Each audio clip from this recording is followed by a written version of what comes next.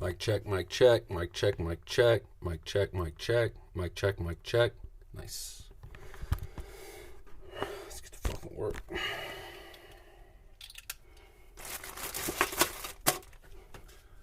What up, y'all? My name is Alex Clark-Youngblood. On this first introductory episode, I'm just going to give you a brief background, basically just run through the timeline of my life real quick. And then in subsequent episodes, you'll be hearing interviews I've done with people I love over the last few years. Quite honestly, I think I did my first interview back in 2015, and then did a much more extensive, more concerted interview effort tour in the summer of 2018. And now it's the beginning of 2020, and I'm getting around to posting these things and getting this podcast up and running. But as I said, my name is Alex Clark-Youngblood. Last name Clark-Youngblood. Clark is my mom's last name. Youngblood is my dad's last name. And the reason for the separation is, or the separate names is, they were essentially separated at my birth. I was born in Monroe, Louisiana on February 8th, 1988. And I guess my parents were technically together at the time. Not married, but I think they were still involved at the time. My mom had a daughter from a previous relationship who was around 8 years old at the time of my birth. But my parents soon separated after I was born in Monroe, Louisiana. And when I was about 6 months old, my mom took me to Atlanta, Georgia, where her mother was living at the time. And that's where I grew up for the rest of my childhood. So around August 1988, we moved to outside of Atlanta, Georgia, and I lived there until August 2006 when I went off to college. I graduated from the University of Georgia in 2010 with a degree in international affairs. There was a short interruption in the middle of my college career where I moved back actually to the town I was born in, Monroe, Louisiana, to attempt to play college football at a smaller school, D1 school, called University of Louisiana Monroe. I got hurt almost immediately and wasn't able to play, and I promised my mom I wouldn't graduate from that school, and ultimately transferred back home and graduated from UGA in 2010. Really wasn't sure going to my senior year what the hell I wanted to do with my life, and once I was entering actual adulthood. But during my senior year, I was given a work-study job. Usually, they'd give me a work-study job in the library or at like making ID cards or at the gym or something like that. But this year they sent me off to an elementary school to tutor special needs kids, and I thoroughly enjoyed the experience. And I wanted to become a teacher after that. After just a couple months, I was like, man, I think I want to do this all day. But I didn't study education and didn't really have a route to become an educator. So I started doing some Googling, found an organization called the New Teacher Project, I guess is the national organization, and they have individual teaching fellows programs in major cities throughout the United States. And at the time I was dating a girl in Phoenix, so I applied to Phoenix Teaching Fellows, and they accepted me, and I, before I knew it, I was a teacher. This program is very similar to Teach for America. It's like the military for teaching. They recruit successful college students to join the fight against income or education inequality. So I signed up for the fight, and they give you a quick teacher boot camp during the summer, about 6 weeks, where they give you a basic overview of what it means to be a teacher, basically like what the laws are essentially. And then they ship you off to war, right? They send you to the shit to where they need you most, in the highest need schools. And so I got sent to a school in South Phoenix, kindergarten through 8th grade school in the Roosevelt School District. But there's something very unique about our school. Our school was a self-contained behavior school for all the children in our school district that had gotten kicked out of their previous school. So we had a lot of, it was all kids with severe behavior issues, many of them very violent. And I taught 4th grade my first 2 years, I believe. Yes, and then my 3rd year I moved up with my 4th graders to 5th grade. So I taught 3 years there, 2 years 4th, 1 year 5th. Incredibly challenging and frustrating time, but probably the most meaningful time of my life in terms of like the impact I was having in other people's lives on a daily basis. I don't know if I would ever go back to that existence, but I absolutely would do it again if I could return to being 22. It was an incredible experience in a lot of different ways. Not necessarily all of them positive by any means, but incredible experience. From there, I moved down to Honduras to do some nonprofit work. at the time, Honduras was a very violent place. It had the highest murder rate of any country in the world, and it lived up to its reputation almost immediately. I was working for a small nonprofit organization there, doing education stuff, for lack of a better description, really like education consulting, working with other smaller nonprofit organizations.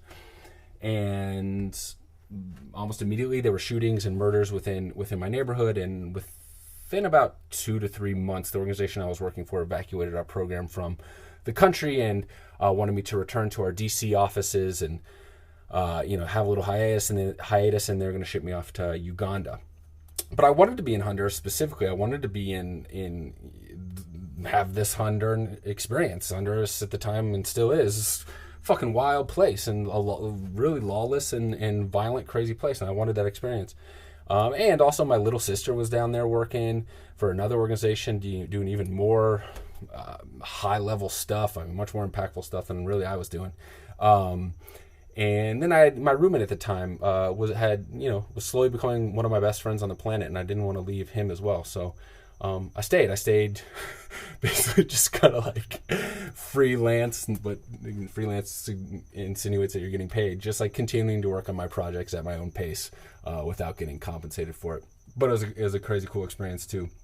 Ended up living there for about a year, and then took a job in Costa Rica running study abroad programs essentially for high school kids. Took a job as a journalist covering Latin American news and politics, doing editing and translating and writing some articles here and there, all from your computer. I hated it. I hate being in front of a computer. And at that point, now we're talking like 2014, I needed some time. I needed to like reevaluate what was going on in my head and in my life. And so I just took some time off to travel. I traveled throughout Central America. I basically just went back to visit some students in Phoenix, and from Phoenix, Arizona, just hopped on a bus and didn't stop until I got to Ecuador, where my younger sister was working for the United Nations at the time in Quito, Ecuador. And so just vagabond bust my way down through Central America for several months, and kind of lost my mind along the way in both good and bad ways.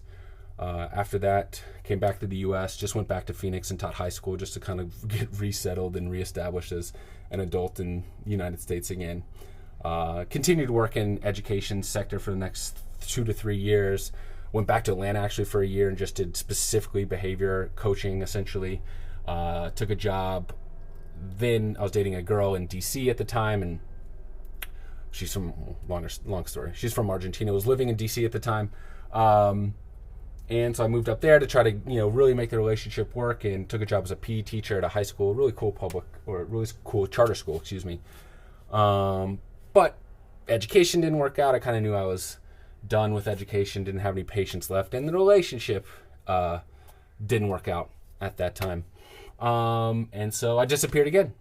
Actually, that's when I went on my kind of podcast interview tour, packed up my shit, and just started traveling throughout the United States to the homes and living rooms of people I love, both family and friends, and just sitting down with them in their living rooms or wherever in their homes, and just having a discussion with them about their lives and their perspective on life, and especially my peers, their perspective on what it means to be an adult on planet Earth in, the 21st century. And so those are some of the interviews that you'll hear in the following episodes. From there, I went down to kind of finish up some of my Latin American ventures. I'd never gone to Panama. I'd skipped Panama on my first little vagabond journey, so I flew straight to Panama, spent a couple weeks in Panama with my boy Sam, who I live with in Honduras, and then from there, started digging into South America. Went to Colombia, spent a month in Colombia. I'd already visited Ecuador in the previous trip, so I hopped over Ecuador, went to Peru, spent several weeks in Peru, vagabond around Peru, and ended up technically in Bolivia and Lago Titicaca, but ended my journey in Bolivia. And I certainly will do another vagabond journey here sometime shortly in the future. And, we'll see, but may very well just pick up where I left off in Bolivia. And that kind of brings us to present day. When I came back to the United States, I moved to DC. I moved back to DC, actually, both to kind of, in some ways, revive that previous romantic relationship I was involved in some ways just because DC was just my home, the last home I knew. And in other ways, like, there was a professional opportunity. I'd always wanted to personal train and teach yoga full time. I've done that on the side throughout my adult life, but never full time, all professional efforts dedicated to health and wellness. And so I wanted to give that a shot. Got a job as a personal trainer at a new Equinox gym there open up in DC, which I thought was an exciting opportunity. And so moved to DC in July of 2019. Lived there for roughly 6 months and knew pretty early on it wasn't going to work out. Both DC has plenty of beautiful qualities, but I knew my time there was kind of done. It's definitely not the personality of that city doesn't necessarily match my personality, which isn't a deal breaker, but I knew I was done in DC. I wasn't feeling the job for a number of reasons. And I don't know, I've had over the past few years, I've had this constant impulse to, how do I frame this best? There are very few things I know I want in life. I feel very lost in life, and this is a huge impetus for doing this podcast, actually, and talking to those people I love and trust and just getting their perspectives on existence, because I have no idea what the fuck I'm doing out here. But there are two things I do know. I know I want to see as much of the world as possible, and I'm making efforts to do that. You know, it's financially prohibitive, but I feel like I'm being disciplined and adventurous about pursuing that effort. And the other thing I know, at least I think I know, about 95% on this one, the second thing I know is that I want to have children. I don't know what that looks like. I know how babies are made. I don't know if I am capable or if the ideal thing for me personally is to have a child in a typical setting, a traditional setting. Husband, wife, children, monogamous long-term relationship until death. I don't know if I'm capable of doing that, but I do know I want to reproduce. I do know I want to having a child is the ultimate human experience, in my opinion, from what I've observed after 32 rotations around the sun. And I want to do it, but I don't know how to go about doing it. And so a couple years ago, a good friend of mine, Lucas, who you also hear in future episodes, who I taught with in Phoenix. He did Teach for America and then went off to law school, and he is now a lawyer in Los Angeles and married to a beautiful wife, and they have a beautiful new baby. Prior to his marriage, however, he was with his current wife at the time. I believe we were at a bachelor party of a mutual friend of ours, also a teacher in Phoenix. And we kind of half-jokingly were shooting the shit about life and marriage and babies and having kids, and he kind of half-jokingly said he wanted me to be his child's nanny when he did end up having a kid. And we joked about, yeah, do that. I'll live in your basement, whatever. And then over the next couple of years, it kind of became less and less of a joke and more of a serious thing. And when I finished up my last vagabond adventure in spring of last year, a little less than a year ago, one of my first stops when I came back to the United States was coming out here to LA to see Lucas's new baby and to hang out with my boy Lucas and his wife. And as soon as I got here, it felt very right. I don't know how to explain it in less ethereal terms. I felt very energetically settled, very much at peace, very calm, very tranquil. I don't know, something hit me, but I knew then I was kind of in trouble in terms of my kind of potential destiny as a nanny, my buddy's nanny. But I knew I needed to move back to DC. I knew there was things I needed to take care of in terms of that former relationship, romantic relationship, my relationship with Washington, DC, and I knew I wanted to pursue this professional opportunity. But all along, when I moved back to DC, I just felt tugged back here, and I know my destiny. I know my destiny is to be a father. Sounds stupid or corny, but to be the father I never had. That's very important to me, that I'm the father to a child in the best way I possibly can be, because that's an experience I never had, and I want to give that very positive and wholesome and beautiful experience to a life form, and hopefully, raise a beautiful new human being that can help elevate the planet and humanity to a higher level. That's the ideal. Hopefully I don't fuck it up. But this felt like coming out here to LA and being the nanny to one of my best friend's babies. it felt like the perfect avenue to initiate the fatherhood process. And it's like a fatherhood internship. And when I do ultimately have kids, I would love it. Like I said, I don't know the ideal way to go about doing it, whether or not it is a monogamous marriage, or if I just have a surrogate mother and I raise a kid by myself or whatever. And these are all questions I'm trying to find the answers to throughout this experience. But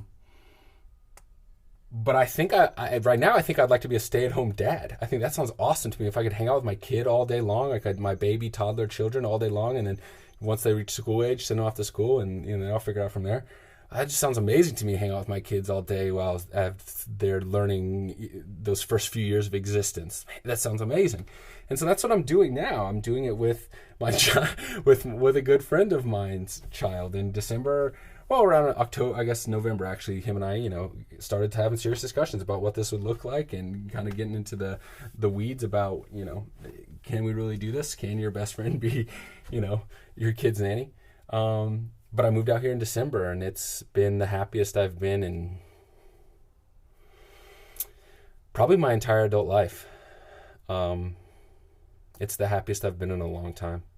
I love this baby. I'm falling in love with this baby. It feels like, I don't know what it feels like to have a daughter, but I do know what it feels like to have nieces, and it feels like my niece. It feels like a member of my family. It feels like me, part of me, and I love Lucas and I love his wife. And anyway, I'm rambling about my current situation, but very happy out here now. And, I now have the free time to work on little passion projects like this. So that's where I am. I'm Alex Clark-Youngblood. I'm a 32-year-old nanny in Los Angeles. And in the coming episodes, you will hear my further conversations and crazy takes on existence. And hopefully in these first initial episodes, a lot more of the commentary of those people that I love and trust rather than my own meanderings. So thank you for listening to this.